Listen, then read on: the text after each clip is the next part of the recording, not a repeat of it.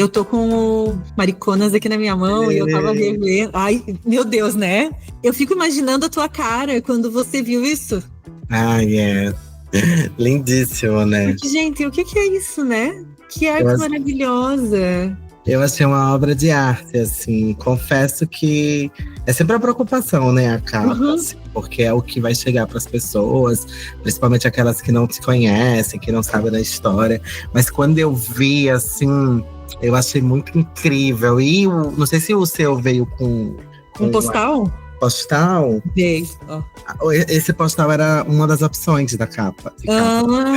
Lindo também. E aí eu disse, ai meu Deus, só que esse parece muito com o meu outro projeto, né? O Rua da Frente, que eu tô desenvolvendo. Então, eu fiquei aí muito apaixonada pela capa que é, né? E mandei para várias pessoas e todas ficaram assim, encantadas. E quando eu vi, né, o material tá lindo, eu acho o livro lindo, assim. Deu pra ver que foi uma edição muito bem cuidada, assim, né? Foi, sim, o pessoal da Causa e Letras faz um trabalho primoroso, assim, muito legal, muito bacana mesmo, assim, né? Eles dialogaram, óbvio, pediram referências pra capa, pras cores, né? E eu super amei. Sabia que quando eu vi, eu achei que era alguma colagem em cima de uma foto tua. Eu fiquei pensando nisso, assim. Eu não perguntei, porque quem fez foi um deles, né? Que é o Eduardo Sabino. A Causa e Letras é do Eduardo Sabino e o Cristiano Rato, né? E quem fez a capa foi o Eduardo. E eu não perguntei, mas todo mundo fala e eu me reconheço aqui. Eu acho que pegaram uma foto, assim, brincaram em cima. Então, eu acho que foi legal também, assim. Mostra muito a sensibilidade deles, né? Ao tratado. Sim, eu achei muito sensível, assim. Eu achei que também eles têm uma leitura muito bacana da obra, assim, eles leram a obra com cuidado, então me parece que a capa ela acaba revelando o que tem dentro da obra, né? Que é esse corpo em festa, que é esse corpo vibrante, esse corpo em dança. Então eu vejo tudo isso aqui na capa. Ai, muito bom. Nossa, eu tava pensando em fazer eu tô falando, olha, a gente nem começou, a gente tava viajando. Em fazer um vídeo depois pro Instagram do Posfácio pra mostrar o livro, porque ele é muito bonito, assim, visualmente, né? Além do conteúdo. Eu vou usar um recorte dessa tua fala explicando isso, porque eu acho tudo a ver, assim. Por favor, faz collab sempre. Pode deixar, com certeza.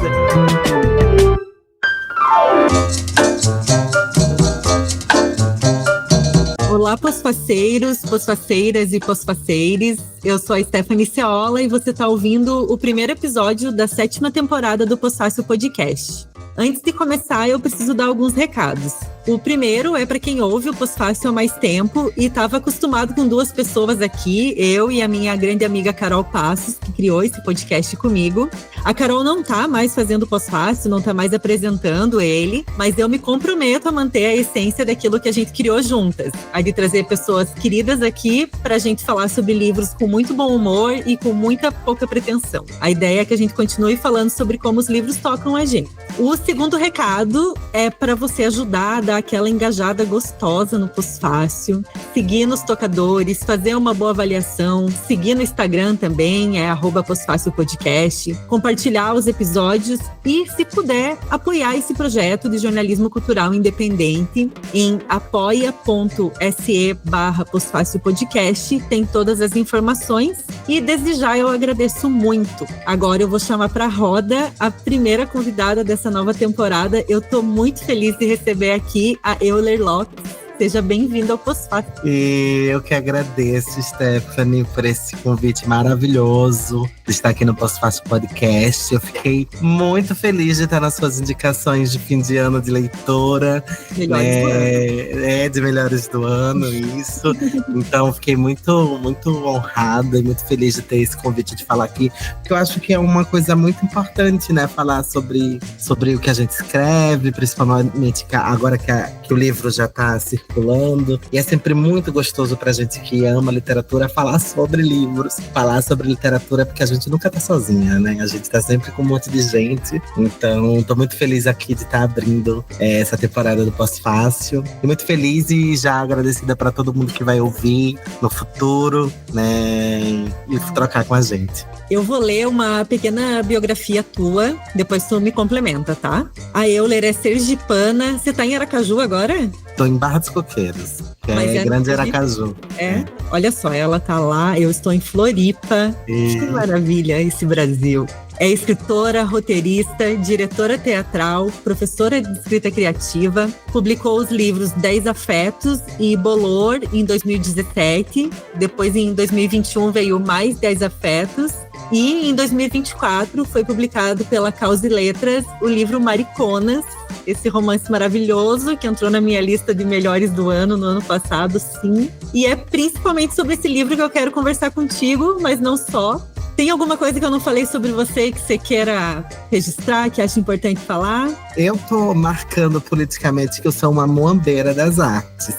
Porque sobrevivo atualmente de literatura, de teatro. Então, assim, faço performance, vendi cartas ano passado. Então, eu acho que é muito bom colocar esse lugar da muambeira, porque nos coloca também num lugar delicado, né? De incerteza, que eu acho que é o local onde o artista, infelizmente, ainda tá no Brasil. Então, sou uma muambeira. Muito bem. Eu não tinha recebido uma muambeira aqui ainda.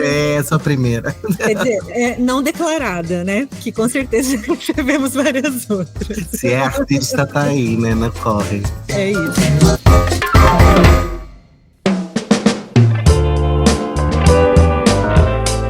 Geralmente eu faço uma pauta, assim, com muitas perguntas, tudo que eu vou imaginando que eu preciso perguntar sobre esse livro, que eu sou muito curiosa sobre o processo de escrita e tal. Mas eu te acompanho no Instagram, eu sinto que já somos íntimas, e eu vejo os conteúdos que você produz, enfim, eu fiquei pensando, a gente vai brisar muito conversando, não adianta eu fazer uma pauta com um monte de perguntas, porque eu duvido que a gente vai seguir.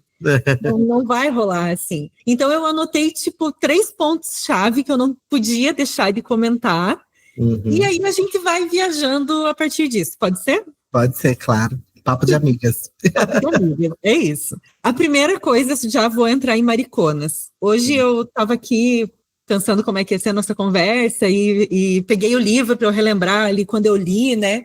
E a primeira coisa, assim, que me chamou muito a atenção é a atmosfera que é criada logo no início, né? O livro começa com um carnaval em Aracaju. Eu não conheço Aracaju, eu não conheço Sergipe, eu nunca passei nem perto. Eu sou nascida no interior do interior de Santa Catarina, na região do Contestado, assim. Então, assim, o que você apresenta ali não tem nada a ver com a realidade de onde eu vim. Mas o modo como as coisas são postas me provocou uma experiência sensorial mesmo, assim, de eu ir com os meus sentidos descobrindo aquele ambiente, sabe? De tal forma que quando as mariconas me são apresentadas, eu já estou preparada para elas. Pode chegar, já o meu corpo já sabe como é que ele tem que se sentir aqui nesse lugar. Eu já domino, inclusive, esse dialeto, que não é o meu. Então, quando eu chego nelas, eu já tô pronta, eu já tô naquela festa, eu já tô naquela balbúrdia, eu já faço parte daquilo. Então, quando elas chegam, eu já tô ambientada de tal maneira que pode acontecer o maior absurdo ali. Se tu quisesse botar explodir uma bomba ali, eu tava aceitando, entendeu? Porque eu já tô ambientada. Então, eu queria, pra gente começar, saber como é que é a construção como é que foi a construção desse ambiente, dessa atmosfera. Olha, muitas coisas agora já passaram pela minha cabeça. A primeira delas é muito, eu sempre falo, né? Eu passei 30 anos da minha vida achando que eu não podia escrever um romance. Que eu tô num território que é um território invisibilizado culturalmente, que é Sergipe. E aí eu fui pro teatro exatamente porque queria escrever e que os textos chegassem. E aqui eu não conhecia ninguém que tinha publicado um romance que tivesse alguma projeção, né? Tinha um ou outro, mas assim, estava ainda muito distante, né? Tinha um professor da universidade, tinha Antônio Carlos Viana, que era do conto, mas assim, não era uma coisa que a gente tinha um movimento. Então, eu introjetei que eu não podia. E aí, me deparei, por causa do trabalho com a dramaturgia, com as oficinas de escrita, me deparei numa mesa com os vencedores do Prêmio Sesc. Na época era a Juliana Leite e o Tobias Carvalho. E eu falei, se eu tô aqui, eu posso escrever um romance. E foi quando eu comecei a pensar. E aí eu comecei a pensar que eu queria falar de um romance que fosse sobre corpos LGBTs, mas que não precisasse que esses personagens pautassem apenas a sobrevivência. né? E a outra coisa é que eu queria marcar esse território onde eu vivo, esse território enquanto cenário, esse território enquanto imaginário, né? E aí eu acho que o carnaval, ele permite encontrar esses dois lugares, né? É onde as pessoas têm total liberdade, é onde os corpos LGBTs brilham, né? E aí eu fui para um lugar que nós estamos entre Salvador e Recife, que são dois grandes carnavais. Há um esvaziamento da cidade no período do carnaval. Então, mas, entretanto, existe um carnaval tradicional aqui, que é o Rasgadinho, onde eu fui muito feliz. Na minha juventude, onde eu fui muito feliz. Então, eu fiquei dizendo, pô, eu preciso começar esse carnaval aqui, né, no meio do Rasgadinho, e também preciso fazer com que essas figuras elas sejam quem elas são, mas que eu não queria uma narrativa também que fosse fácil. Eu li muito, né? Eu leio muito e li muito, e eu vejo que às vezes parece que a nossa literatura tá um pouquinho mastigadinha, sabe? Tá quase raspinha de maçã pro bebê. E eu queria trabalhar com essa polifonia. Eu sempre gostei da polifonia, tanto do teatro, né? E queria trazer um pouco dessas vozes para o romance. Então, a ideia é propositalmente o primeiro impacto, e talvez isso afaste algumas pessoas, é não saber quem tá falando. Né? Um dos primeiros comentários, eu fiz muitas oficinas de escrita também com Mariconas. Eu lembro muito de um comentário de uma pessoa que não tinha nada a ver com o projeto em si, né? Não tinha a classe social que eu tenho, não era LGBT, não tinha nada, não tinha essa visão. Ela falava assim: eu não tô entendendo nada, mas eu tô indo. E eu achei esse movimento de não tô entendendo nada, mas estou indo, estou hipnotizada nesse carro, muito interessante, né?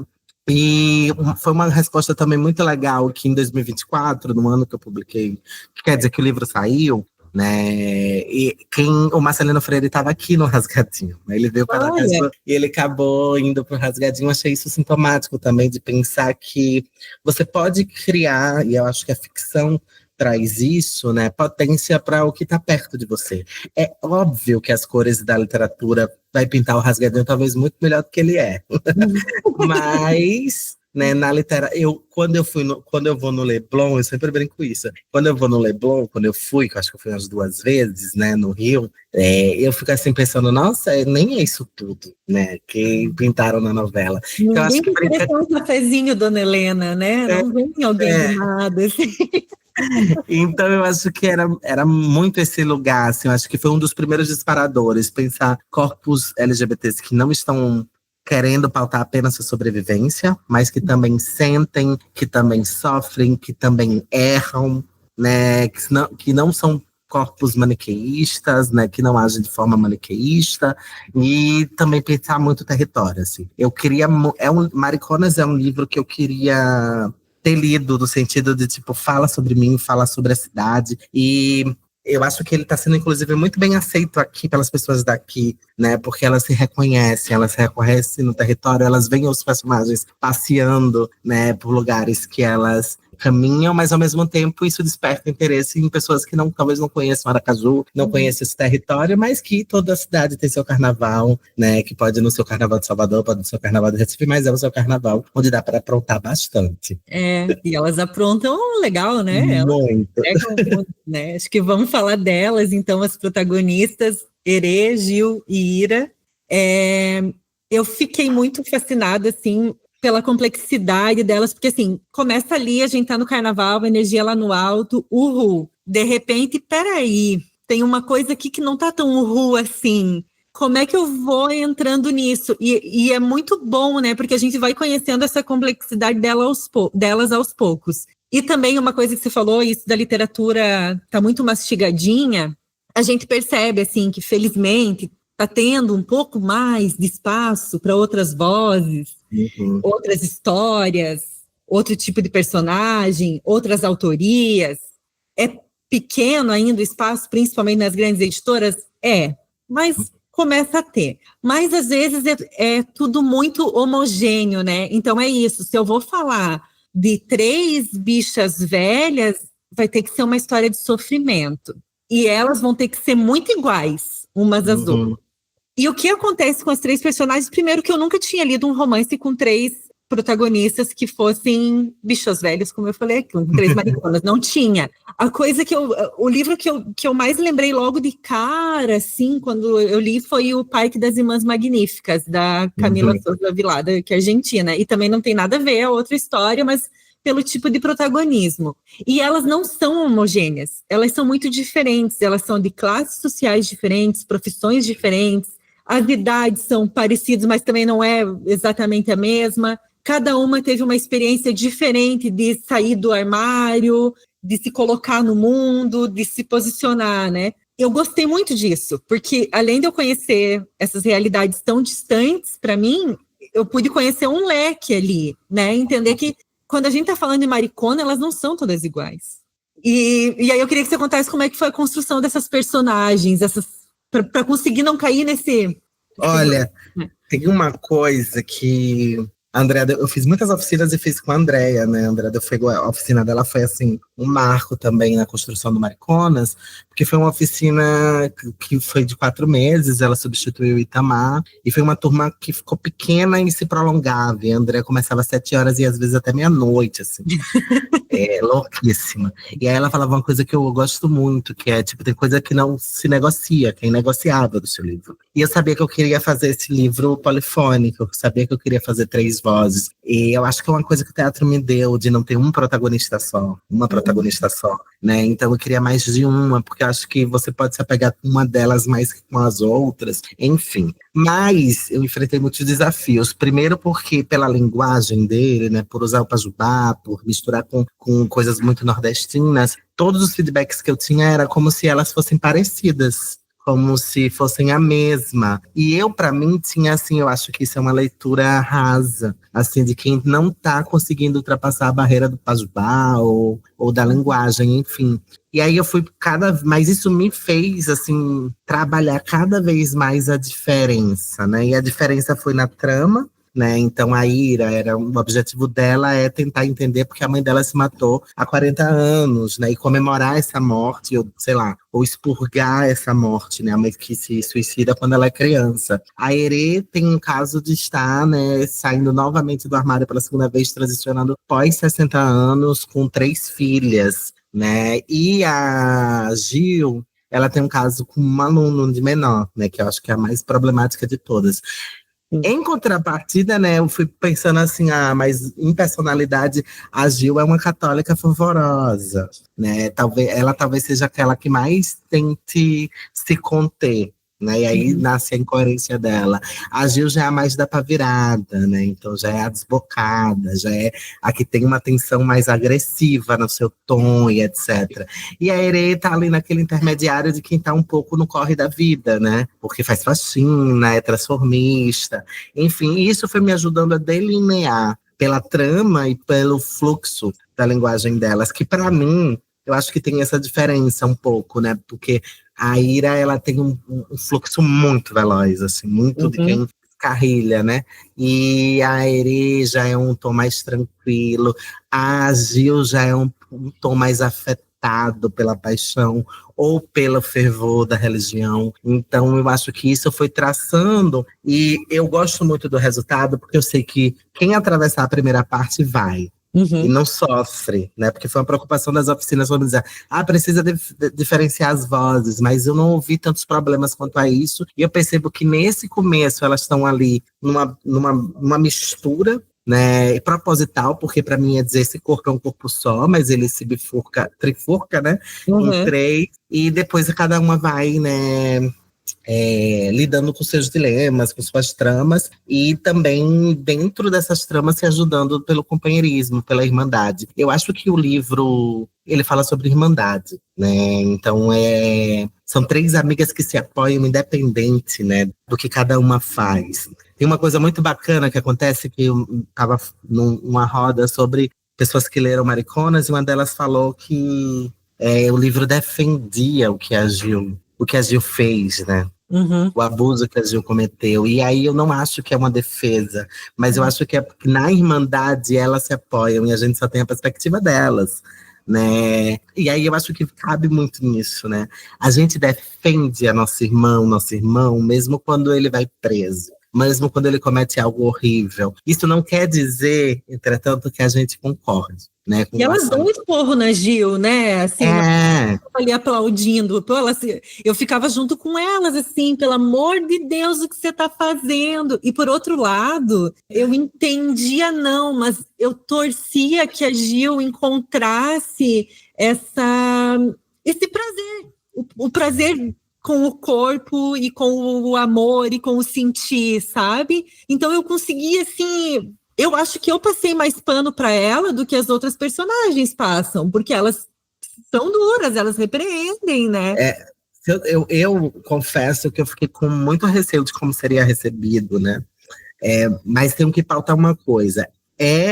Ou já foi, até 10 anos atrás, muito, muito comum, né? As mariconas e algumas outras pessoas LGBT terem caso com adolescentes, né? Isso era muito comum. Eu vivi, enquanto estudante, vendo isso acontecer, né? Então isso era muito comum. Então acho que não tem como apagar isso, até para pensar que pessoas LGBTs não são santas. Essa é a primeira questão. Depois eu fiquei muito surpreendida como as pessoas leem a obra e elas se afetam, e porque elas estão diante da protagonista Gil, elas odeiam Leke Bru. Odeio. E aí é muito louco de se pensar isso, né? Porque, enfim, não podemos ser maniqueístas. Não acho que o Leke Bru é um inocente totalmente, mas ele é um de menor, né? A Gil deveria ter tomado cuidado. Mas eu acho que o mais legal é isso permitir o debate, né? Isso permitir com que se pense, porque assim, existe uma vulnerabilidade, obviamente, de pessoas para pessoas que não foram permitidas amar.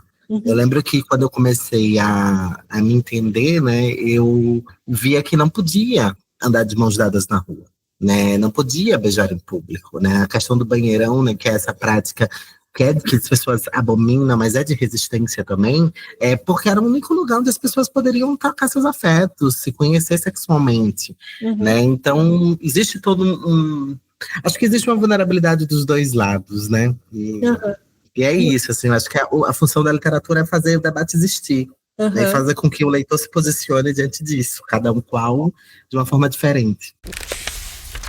E como eu falei, assim, quando chega nesse ponto da gente conhecer o Leke Bru e essa relação ali da Gil com ele, é aquilo, você já está tão imersa, assim, naquela leitura, que eu entendo aquilo como perfeitamente plausível que aconteça, mesmo com toda a problemática, e elas problematizam, e isso acontece, não é uma coisa que passa batido no livro, né? Pelo contrário, assim como toda a questão da Erê com o suicídio da mãe. É da Erê ou da Ira? Da Erê, né? Da Ira. Da Ira. Que também é muito pesado, né? Quando eu entendo por que ela precisa daquela festa naquele momento, por que é necessário demarcar aquela data há 40 anos, isso é de um sofrimento bizarro, assim, você pensar, eu preciso ter um dia para botar isso para fora, eu preciso ter um dia catártico, assim, para eu ter o que fazer com esse sofrimento que me assola a minha vida toda, né? Então, eu acho assim, o livro ele não perde aquele começo em nenhum momento. Eu não sei também, porque eu li muito rápido, acho que eu li numa pegada só. Eu não esqueci daquela sensação daquele carnaval, em nenhum momento. Eu ainda estava numa festa, mas é como uma festa em que muita coisa acontece, inclusive coisas tristes, coisas problemáticas, né? Você pode ver tudo isso. Como toda festa, né? Eu acho que a festa é uma resistência. E o povo brasileiro falta muito isso, né? O nosso carnaval, o nosso São João. Tanto que, em algum momento, eu entendi, né? Óbvio que, para quem escreve, que está ouvindo a gente, né? Você deve escrever também, né? Não? Quem gosta... Será? Se não? Bem escondidinho acontece. Todo mundo escreve. Quando a gente vai mexer, tá ali, tem um projeto, tem um livro. Mas eu percebi, né? Tem coisas que a gente só percebe depois do livro pronto, né? O Mariconas eu comecei a escrever em 2020. Eu finalizei ele em 2021. Ó, o tempo, né? Tipo, acho que eu fiz uma leitura crítica com Paula Scott em 2022. E o livro só saiu em 2024, né? E, por exemplo, na leitura do Paulo Scott, eu percebi que, por isso que o prefácio que chama aquela frasezinha que vem antes? O epílogo? O epílogo, obrigada. Que é do James Baldwin? James Baldwin, né, que ele fala, se você vive sob a sombra da morte, você tem certa liberdade. Porque me parece que esses três corpos estão fugindo da morte, né? Foi na conversa com o Paulo Scott que eu entendi. Ou lidando com a morte, né, de formas diferentes. A Ira está lidando com a morte da mãe. A Gil tá lidando com o medo da morte mesmo, né, que vai acontecer, com a iminência da morte, que é essa relação. E a Irê tá lidando com a morte da transição, né? Então são diversas. E todas elas estão no lugar onde se espera que elas vão morrer. E elas dançam para evitar essa morte de chegar. Então a festa é esse lugar onde a gente evita a morte, né? Onde a gente evita mortes simbólicas também. Então, outra coisa que eu descobri, né? Eu acabei falando outra, mas é que o livro começa no carnaval, ele passa pela festa da Ira, e ele termina no São João, né? Ele passa pelo São João, que também é outra festa muito importante para o povo sergipano, pro povo nordestino. Então eu acho que tem festa como sinônimo de resistência no livro, né? Tem festa como sinônimo de ainda estamos aqui, ainda estamos sobrevivendo, ainda queremos gozar, ainda queremos festejar. É um pouco desse sentido mesmo. E eu ouvi você num podcast, eu viajei hoje, eu estava em Curitiba visitando meu pai e eu peguei estrada para voltar para Floripa hoje. E aí eu pensei, vou ouvir algum podcast que a Euler já participou, para eu saber como é que você falava em podcast, que eu não gosto de ser pega de surpresa. Eu acho que é Lavadeiras do São Francisco. Maravilhoso. Foi Gente, eu não conhecia. Do Ivandro Menezes e João Matias. São da Bahia, né? O João, não sei se é da Bahia, mas o Ivandro é. E o Ivandro faz um trabalho maravilhoso. E eu fiquei muito feliz, porque o Ivandro não é uma pessoa que gosta de todo o livro, que eu sei. E aí ele leu e ele ficou ansioso para marcar o bate-papo. Eu percebi pelas umas coisinhas que ele falou, que ele é mais afiadinho, assim.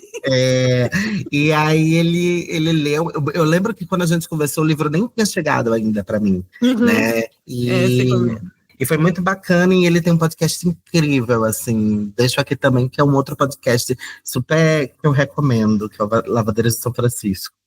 Depois eu vou colocar na newsletter do Possácio também, porque eu adorei eles e eu não conhecia, e eu vou começar a ouvir. E achei muito mais. E eles escrevem também, né? Sim, também. Muito, muito bacana. E vocês, aí 3 pessoas do Nordeste conversando, né? E aí tem um momento que vocês falam sobre o que se espera, que tipo de literatura se espera que vocês produzam. E falam do regionalismo, por exemplo, né? E eu fico sempre muito puta quando o assunto é esse, porque é isso, né? Parece que determinadas histórias só podem aparecer num contexto muito triste. Eu não posso ler uma autora sergipana escrevendo sobre 3 mulheres felizes. Eu tenho que ler sobre um contexto de fome. Para chegar aqui em mim, aqui no Sul, tem que ser essa história aí. Do jeito que você chegou aqui para mim, não chega, tá? Assim, sinceramente. E é horrível, né, que se espere. Não que não tenha obras regionalistas muito boas e que foram fundantes na minha vida de leitora. Mas não é só isso, né? A literatura é muito mais do que isso. E aí eu também, a outra brisa que eu tive, que foi de como eu descobri você. Porque eu estava numa conversa com o César Seabra, que é jornalista, ele é carioca, ele mora aqui em Floripa, ele foi meu chefe. E eu já não trabalhava mais ali na mesma empresa que ele, mas a gente estava conversando sobre o Pós-Fácil, e ele comentou que ele tinha participado dessa oficina de escrita com a Andréa Del Fuego. E acho que a gente tinha acabado de entrevistar a Andréa. E foi esse o gancho, assim. E ele falou, cara, vocês têm que ler um livro que também foi parte dele, não sei, mas nasceu ali na oficina da André. Vocês têm que ir atrás, se chama Mariconas, é da Euler Lopes, está com uma campanha de financiamento coletivo. Ele me disse na época, mandou o link. Eu entrei lá, comprei o livro pela campanha de financiamento coletivo. E aí chegou aqui para mim. Daí eu fiquei pensando nisso, e depois ouvindo você ali no outro podcast, como é louco e como eu sou fascinada por isso, de pensar... olha só, um homem branco carioca, me falou de uma autora sergipana porque participou de uma conversa com a Andréa Del Fuego, que estava lá em São Paulo, e de repente esse livro contando histórias de realidades tão diferentes da minha chega para mim na minha casa aqui em Florianópolis. Eu acho que a literatura faz isso, esse movimento, e isso é tão poderoso, né? Muito. Desde que a gente esteja aberto também para receber isso, eu acho. São duas coisas que você coloca, né? A primeira é o que esperam da gente, né? Eu acho que não só enquanto escrita no Nordeste, mas também enquanto literatura LGBT, né? Eu lembro que eu até falei, eu acho que no Lavadeiras, mas o Mariconas passou por uma avaliação de uma grande editora e recebeu um lindo não, né? Aquele não bem que eles mandam para todo mundo. Padrão. Padrão. E aí eu fiquei muito triste, assim, na época. E aí eu tinha uma amiga, que é a Kemuel, né, que leu Mariconas, e ela falou, amiga, mas tem muita putaria, muito sujo para essa editora. Eles nunca vão publicar, porque a burguesia não vai querer ler o Mariconas, né? E isso explicou algumas coisas, mas também né, eu participei de muitas oficinas, a da Andrea foi uma, eu acho que eu participei de umas 11. Meu Deus! Eu fui sommelier de oficina com Mariconas, assim, foi das boas e das bombas. A da Andrea foi incrível, assim, incrível, incrível, incrível, como a do Paulo Scott, do Marcelino sempre é incrível, do Choca Perron, são oficinas que me fizeram muito bem. E aí isso permitiu esse contato, assim, e eu lembro muito do Mariconas sendo muito bem recebido, não só pelos ministrantes, mas pelas turmas, né? E isso dava uma felicidade muito grande, porque eu acredito muito do oficinas de escrita, né? Eu tenho um curso chamado Levantando a Casa, onde a gente passa 4 meses também trabalhando projetos, e eu sei como isso é importante, né? Mas, ao mesmo tempo, é muito mais difícil a gente chegar. Né? Tipo, esse caso de como chegou a você é uma felicidade, assim, né? Mas ela é mais rara. A gente não tem um marketing, né?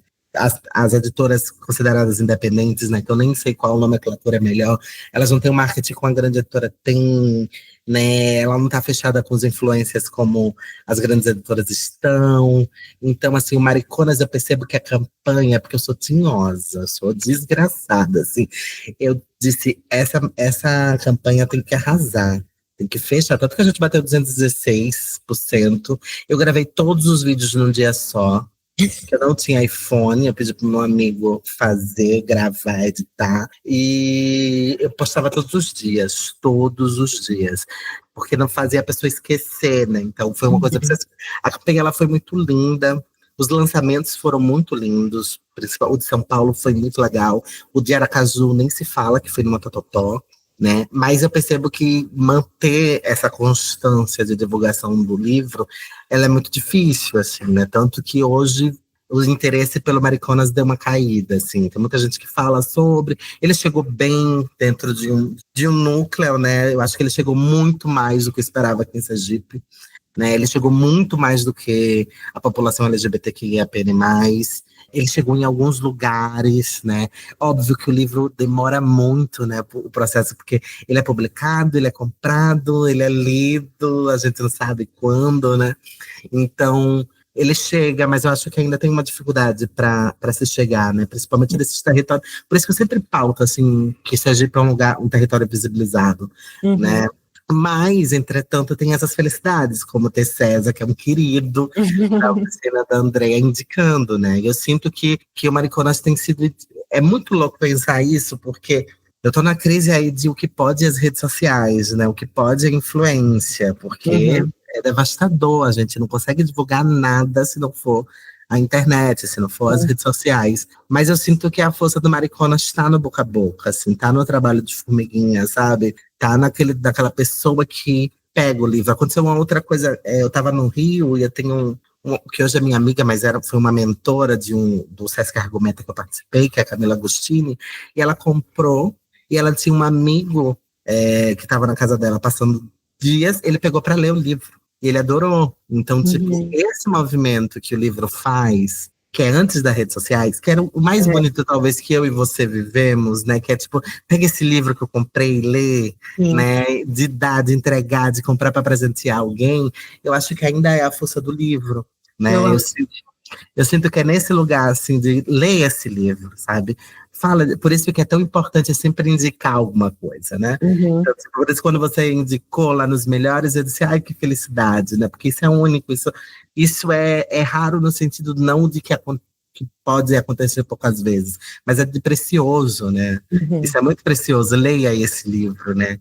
E eu acho que o Mariconas está nesse lugar. E eu já falei do Mariconas em diferentes contextos, assim, conversando com amigos, assim, né? Então, esses dias eu estava conversando com um amigo sobre construção de personagem, e aí eu citei o Mariconas, sabe? Então, vai além da temática LGBTQIA+, do ambiente em que se passa. Eu briso muito na ambientação do Mariconas, assim, como... Olha, se eu fosse escrever na minha vida, eu queria escrever igual você escreveu no começo desse livro, assim, porque é incrível como você consegue transportar a pessoa para aquele lugar, sabe? Não acontece sempre. Eu adoraria que todo livro fizesse isso comigo, conseguisse colocar meu corpo naquele ambiente. Não é sempre que acontece isso, não estou criticando outros livros, ou falando que falta talento, ou não. Tem escritores e escritoras que às vezes investem mais em uma coisa ou outra, e natural, né? Mas isso da ambientação e a construção das personagens, de você... Não tem ninguém pegando na minha mão e dizendo quem está falando aqui agora é a Ira. Ninguém está me dizendo isso.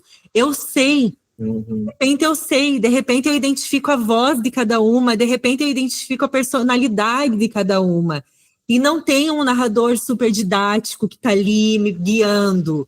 Depende de um esforço do leitor mesmo, né? Como você falou, talvez alguém se incomode, não estou conseguindo identificar. Teve um momento que eu também não consegui. Volta 2 páginas, gata, e dá tudo, sabe?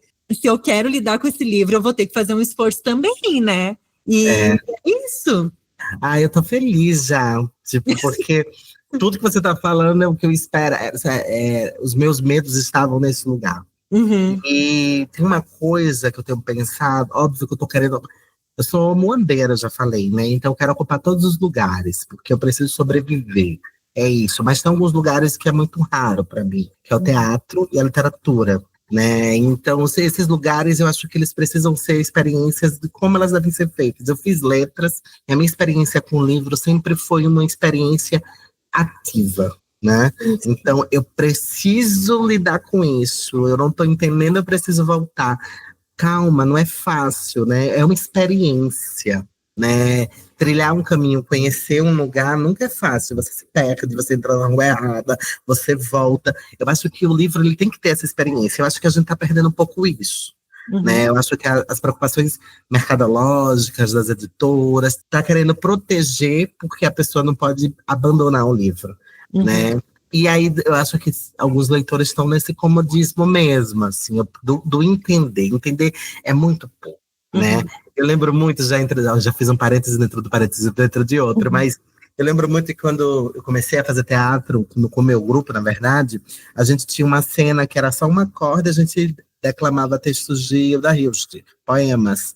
E aí era eu, uma atriz, a corda, a gente fazia várias invenções com a corda, e tinha uma menina tocando violino. E a gente uma vez foi apresentar no colóquio de filosofia e literatura da UFES, e aí a menina sentou assim, acho que já era a 5ª apresentação, e ela fez, gente, olha, eu não entendo nada do que vocês falam, mas eu sinto.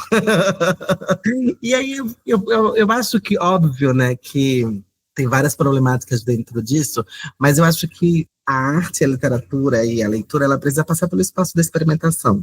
Né, ela precisa passar pelo espaço do sentir. Eu não quero uma literatura que seja fácil. Eu quero que seja incômoda, assim, em algum aspecto. Eu quero que a pessoa precise tomar as rédeas daquilo ali. Que ela precisa ter certeza, né, de quem está falando. Ela precisa saber, ela precisa estar atenta para seguir. Né? Então, eu acho que era isso o que eu queria com o livro, assim. Você me fez lembrar de um outro podcast que eu escuto, da Natália Souza. Ela é jornalista, é um podcast chamado Pra Dar Nome às Coisas. E ela fala muito de sentimentos e tal. E aí tem um episódio que eu tava ouvindo esses dias que ela conta que ela foi com uma amiga ver uma peça de teatro que era de um texto da Clarice Lispector. Uhum. E ela pensou, adoro teatro, adoro Clarice, vamos lá. E aí era uma coisa super experimental. E ela não entendeu nada. E aí quando ela e a amiga saíram, a amiga falou para ela assim, o que você achou? E ela falou, eu amei muito, mas eu não entendi nada. Aí ela disse que ela ficou pensando assim por um tempo, e aí ela concluiu que aquilo não era de entender, era de sentir. Uhum. E ela tinha amado, e pronto, não precisava ela saber explicar aquilo para alguém, sabe? A experiência tinha sido bastante, né? O Mariconas, vocês entendem, tá, queridos ouvintes? Mas consegue contar para os outros o que acontece. Mas eu acho que tem um lugar muito positivo que é tirar essa supremacia do entender, né, e trocar ela para o que é que você busca aí, o que é que tá sentindo. Porque quando a pessoa começa a falar, mesmo assim, dessa obra da Clarice, desse espetáculo, você percebe que você entendeu, né? Então eu acho que tá muito na questão da resposta pronta, né? Da escola. Eu acho que as pessoas ainda querem ler os livros e querem ler literatura como se fosse uma resposta pronta. É verdade. O que é esse livro? Não tem resposta pronta para dizer o que é o livro. Existem várias possibilidades, né? E eu acho que o mais gostoso de se fazer literatura, de se fazer arte, é que ela nunca vai ser uma resposta única, né? Cada leitor, né, vai conceber aquela obra como algo diferente, né? Com os seus conhecimentos, com o que ela atinge até ali. Então, acho que isso é o que faz o mais gostoso de estar escrevendo. Se não for assim, acho que não tem graça. E assim também a gente se dá a liberdade de entender com o corpo todo, né? Porque eu fico pensando, agora eu já tô brisando, eu acabei de sair da terapia, eu te falei. E esse tem sido um assunto recorrente meu na terapia, o corpo, sabe? Sentir com o corpo. O que meu corpo é capaz de me revelar, assim, sobre como eu entendo o mundo, sem ser racionalizando, né? E, por exemplo, no caso do Mariconas, talvez daqui, sei lá, 3 anos, alguém me pergunte qual é a história e eu já não lembro exatamente a história. Talvez eu consiga dizer a história de 3 pessoas, mas não vou me lembrar o nome delas. Talvez eu lembre que se passa em Aracaju, mas, enfim. Mas eu tenho certeza que eu não vou esquecer o que o meu corpo sentiu lendo. Porque isso fica gravado mesmo, né, na gente, assim. E acho que a gente tem que respeitar muito também esse sentir no ato intelectual, dentro de muitas aspas, mas não talvez absorver a arte mesmo, sem precisar ficar racionalizando aquilo o tempo todo. Só sentir, vai sentindo e teu corpo vai te indicando como é que você vai interpretar aquilo, né? E eu acho que, tipo, era uma coisa que eu queria com a obra, com o Mariconas, que é ter isso que você falou, de ter essa pessoa, por mais que ela nunca conhecesse Aracaju, nunca tivesse vindo aqui, ela sentisse que ela está caminhando com essas mariconas pela cidade. Por essa cidade que talvez ela não conheça, por essa cidade que talvez não seja assim como está no livro, mas que é Aracaju nesse livro. E que ela sentisse vontade de dançar com essas mariconas, sabe? Então esse movimento é uma coisa que eu queria muito trazer, né? E eu lembro muito quando eu li depois, eu já tinha acabado de ler Mariconas, eu li O Sonho e a Fúria, do Faulkner, né?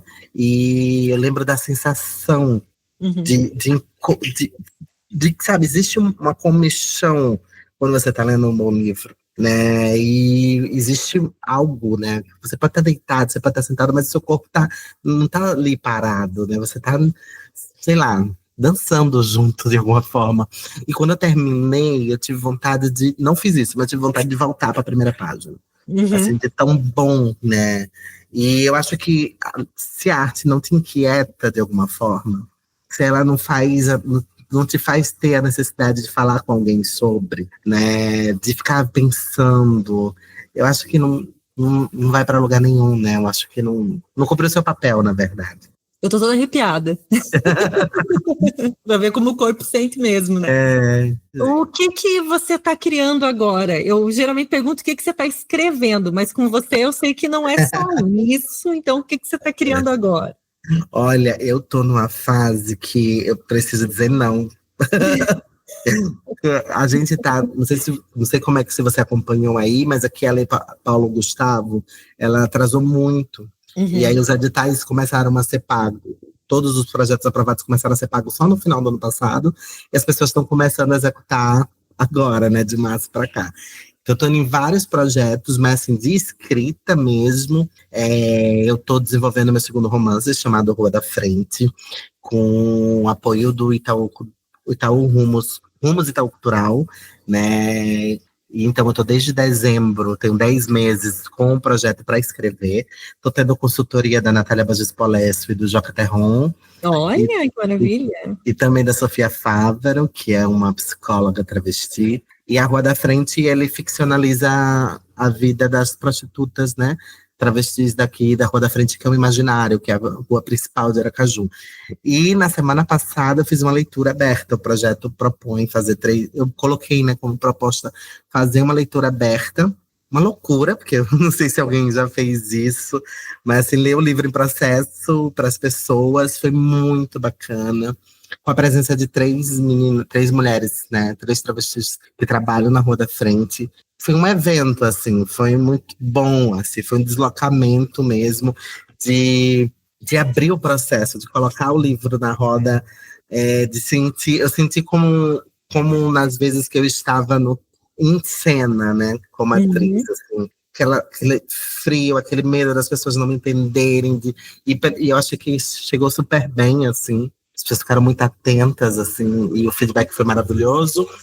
Estou aqui, escrevo até setembro, tenho que entregar uma versão, né, Ah, para o Itaú. E estou também desenvolvendo um longa, que é um projeto da LPG, que se chama Estou Aqui a Te Esperar, que é um filme, né, que vai falar sobre luto, na perspectiva de três personagens. Eu amo. não vamos ficar com uma só. Esse negócio de uma voz só, não. Não dá. E aí é isso. Fora isso, estou escrevendo várias outras coisas, de vários outros projetos menores, assim. Acabei de lançar um podcast infantil, criei com mais três pessoas, que se chama O Jardim. É um Opa! podcast lindíssimo. Já vai sair o último episódio essa semana, né? E são 6 episódios, então também tem lá. Eu escrevi o segundo episódio e o quinto. E Muito aí legal. outros roteiristas escreveram os outros, tá muito bacana também. Enfim, aí, na vida, na luta. Ai, vou ouvir, fiquei curiosa. Assim, E para a gente encerrando, eu quero saber, a gente estava falando sobre a importância de recomendar leituras. sim. Tem indicação? O que que tu tem lido recentemente? O que que você indica para quem está ouvindo? Olha, eu vou indicar várias coisas, tá? Se me Vale, permite. claro. Eu peguei do Literatura BR, não sei se você conhece, que é o Hum, Nathan Matos, né? não sei o sobrenome, Eu acho que adoro também. ele e o Ivandro começaram a ler Solenoide 8 páginas por dia, mas eu não tô lendo Solenoide, eu tô lendo Defeito de Cor. Tô já na Hum. página 700, está sendo uma grande viagem. Eu leio 8 páginas por dia, embora as últimas semanas tenham sido um caos. Eu não tô conseguindo continuar, mas estou lendo também. Ai, será que eu vou dizer o nome errado? Da Tailane Cruz, que é daqui de Sergipe, que é A Menina de Fogo. É um romance em diário, um diário de uma menina. A Tailane é uma grande contista, tem vários livros de contos e lançou, acho que no ano passado, O Menina de Fogo, saiu pela Jandaíra, eu acho que é isso o nome da editora, Jandaíra. E queria indicar muito o livro que me marcou, que é o Divina, do Gabriel Jubé, que saiu pela Urutau. Livraço, assim. Eu acho que eu queria muito escrever como o Gabriel escreve, assim. Eu fiquei, sabe quando você gosta tanto que você fica com inveja, assim? Porque é Uhum. muito poético, é muito lindo, assim. É a trajetória de uma personagem que está à procura da história da sua avó. Ela sabe que a avó foi uma prostituta, e aí fica intercalando esses dois tempos. É um livro maravilhoso. E, por último, para fechar, Por acabou de ser favor. lançado um livro que passou também pelas oficinas que eu ministro, que se chama Serapió, que é um Será livro. pior? Serapió, é o nome de uma cidade fictícia, da Flávia Bin. E é um livro maravilhoso que fala sobre mulheres, sobre maternidade, que tem uma linguagem incrível, que flerta muito com o sertão nordestino. E são esses 3 as minhas indicações. Ai, maravilha, ó. Só nome que nunca tinha passado pelo Pós-Fácil, por isso que eu adoro isso. Você descobre um, já descobre outro. Esse Divina vou atrás hoje já, tá? Esse Vai lá. Já quero. Euler, é isso.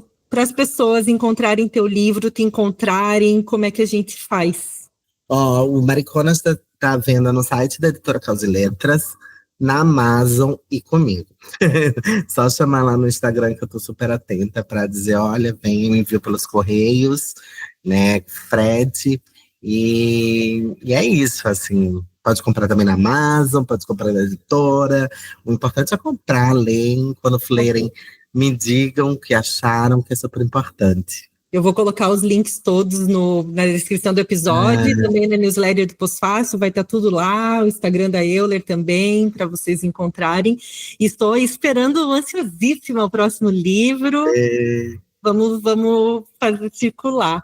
Eu te agradeço muito, eu estou muito feliz, é o tipo de conversa que eu mais gosto de ter na minha vida.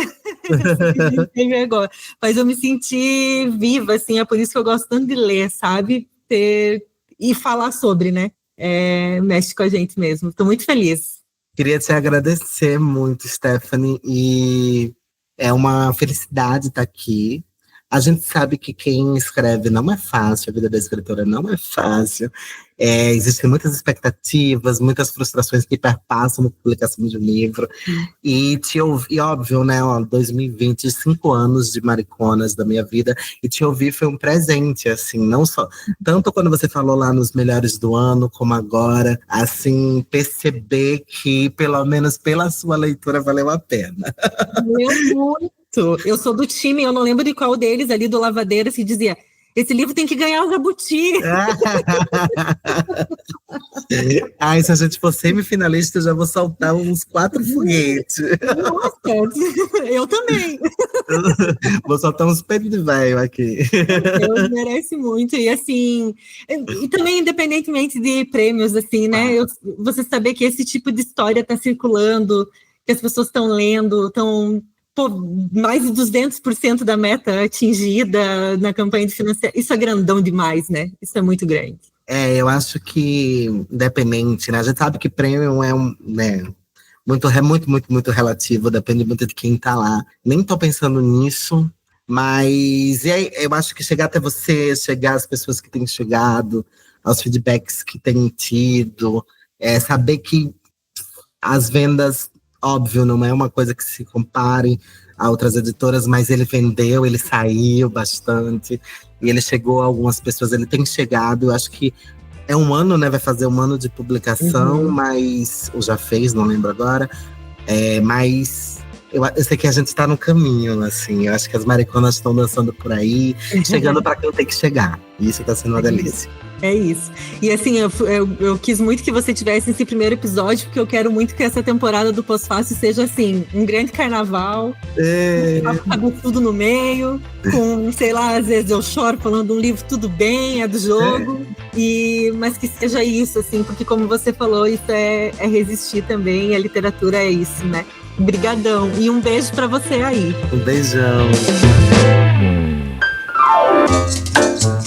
Obrigado por ouvir o Pós-Fácil Podcast. Esse é um projeto de jornalismo cultural independente, feito por mim, Stephanie Ceola, e financiado por ouvintes. Para fazer parte dessa rede, acesse apoia.se/Pós-Fácil Podcast. Colaborando a partir de R$10 por mês, você incentiva esse trabalho e ainda concorre a combos de livros todos os meses.